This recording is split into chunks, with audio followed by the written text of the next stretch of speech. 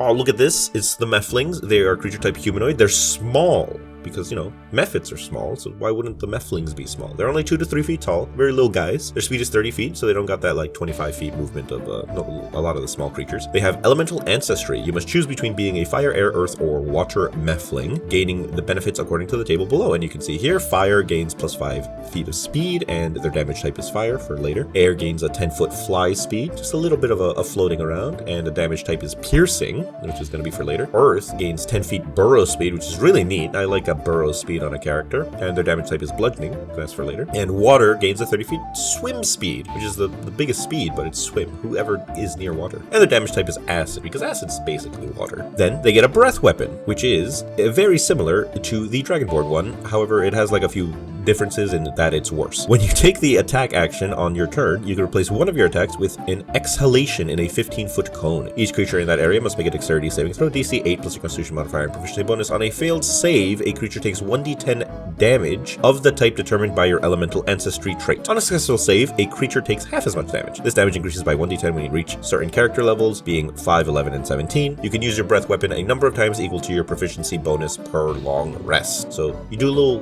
bleh as one of your attacks, which is pretty okay.